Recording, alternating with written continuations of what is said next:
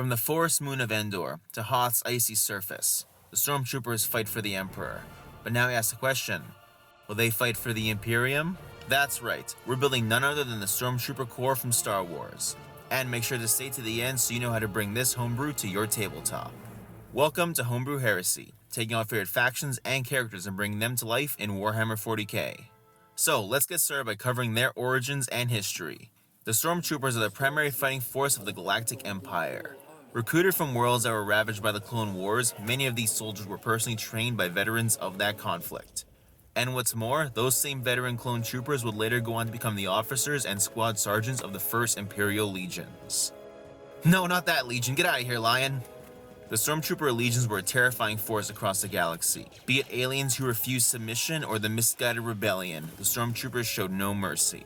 Even their predecessors, the surviving clone troopers, were not free from the Empire's wrath, or the Stormtroopers March.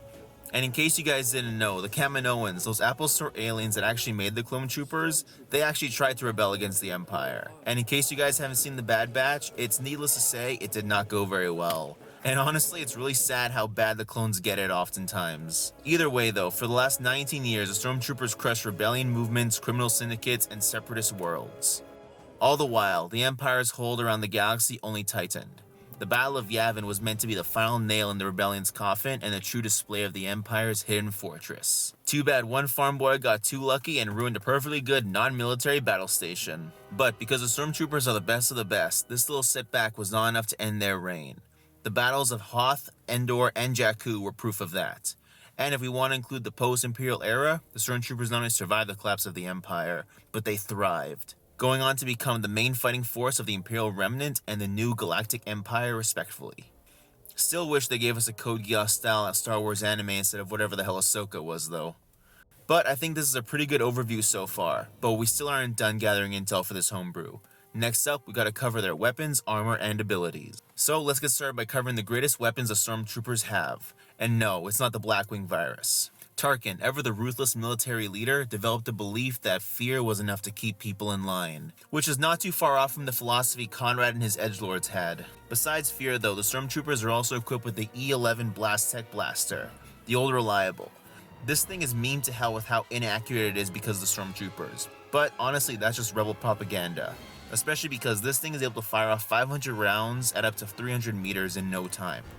It's not the greatest range, but this thing is a one hit, one kill, so that's a pretty fair trade-off if you ask me. Of course, some of you still think that doesn't make up for how piss poor their aim is, and that's a fair point. However, here's a fun fact and another feature of the Stormtroopers kit. Their helmets actually contain a built-in targeting HUD. Not only does this help identify hostiles, but it actually helps improve their accuracy with their blasters. Every time they miss, the onboard HUD detects the miss, recalculates, and compensates. And if we're talking about the body armor, we should include the Stormtrooper uniform itself. Before we discuss the armor as a whole though, the Stormtroopers all wear that black environmental bodysuit. Think Dune's Fremen, because these suits are actually resistant to temperature extremes, radiation, and can survive in the fucking vacuum of space. The plastic armor itself is a standard issue across the galaxy. So much so that if you didn't actually fit the standard mold, you were basically out of luck. Now, is this just because they didn't want aliens in the Stormtroopers, or was it to save money? Honestly, it's probably both. Either way, the Corps would march across the galaxy, and when they didn't, they flew.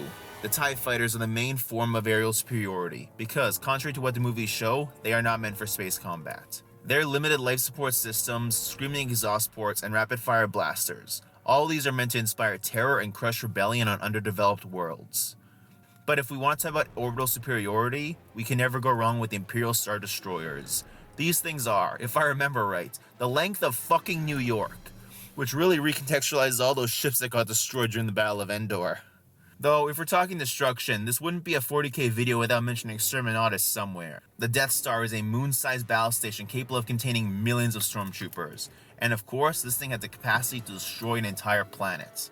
Overall, this is a pretty stacked loadout and by far one of the strongest factions I've covered so far. But let's keep this shit going. Let's go on by covering their methods of war. The Stormtroopers truly embody the doctrine of overwhelming firepower and unrelenting numbers. At the height of the Empire's reign, there were as many as 100 billion Stormtroopers in active duty. That's 11 zeros for anyone wondering.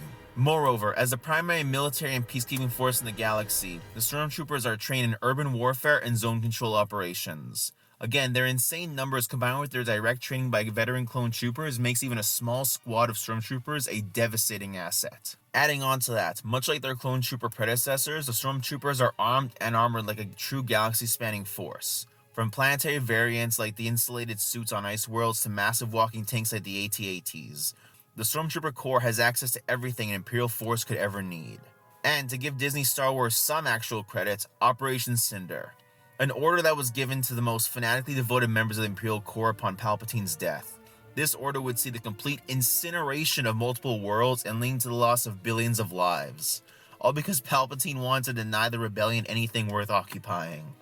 So with that, I think we've got everything we need to get this homebrew underway. But first, if you like what I do here, make sure to leave a like and subscribe, and ring that bell icon. Make sure YouTube's Machine Spirit hears your prayers and our growing community. So before we cover which faction we'll be building for this homebrew, let's go over some honorable mentions. First off, the Space Marines. I'm sure most people aren't surprised they didn't choose them, but for the sake of argument, let's go through them. The Astartes are highly trained soldiers who are fanatically devoted to the Emperor.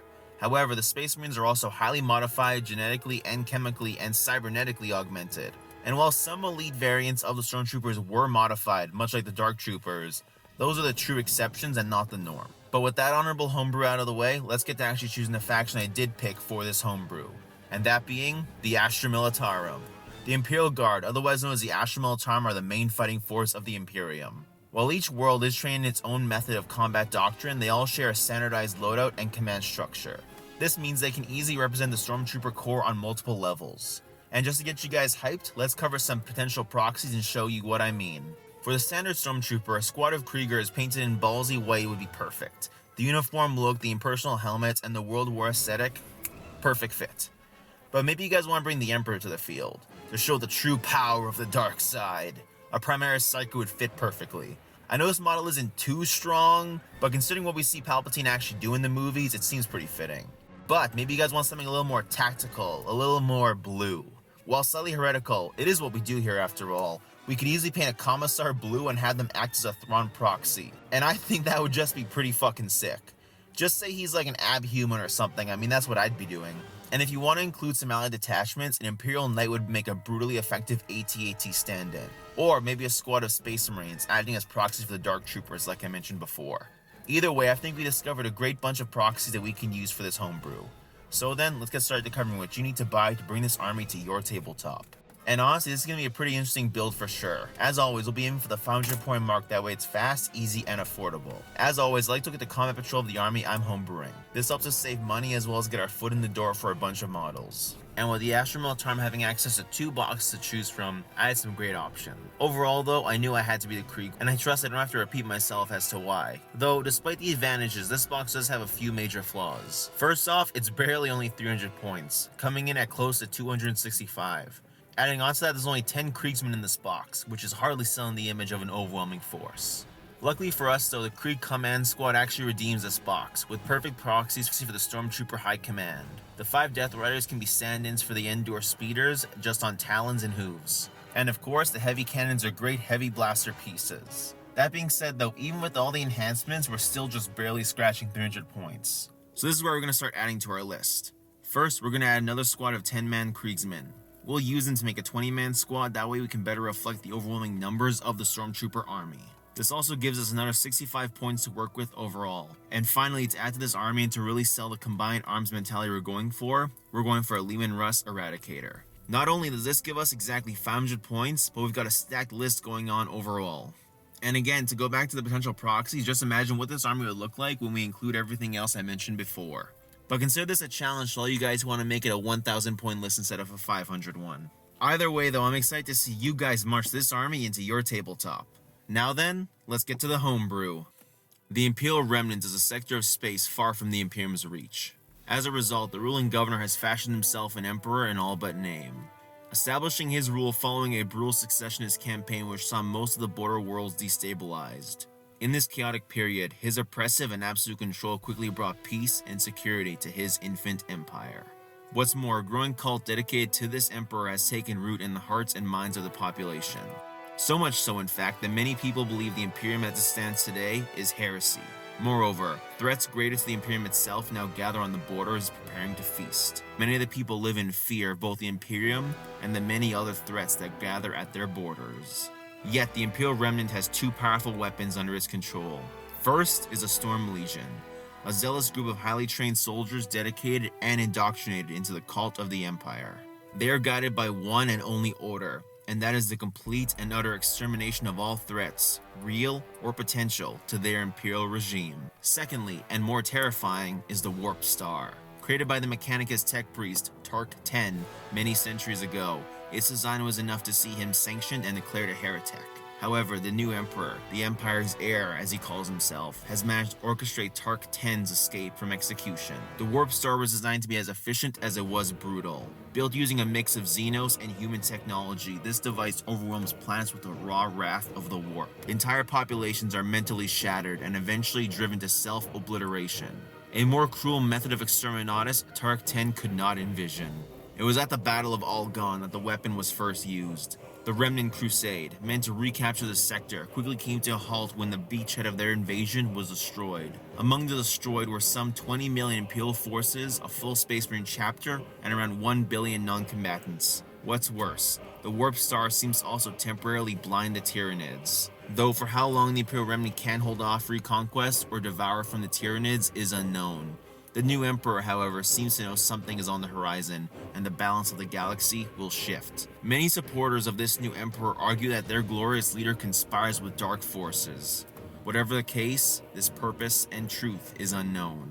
What does the galaxy have in store for the Imperial Remnant? If we get 10,000 likes, I'll do a part 2 on this video. Will you guys be building this army in your tabletop? Let me know all that in the comment section below. And if you guys like what I do here, why not set up your own crossover battle? See the Stormtroopers lay siege to the Grinch's fortress on Mount Crumpet. Or maybe they'll launch an invasion against the rebel Imperial Night House, House Targaryen and their Dragon Riders, for instance. Either way though, I'm happy you guys stayed to the end, and always remember, there's no wrong way to commit heresy.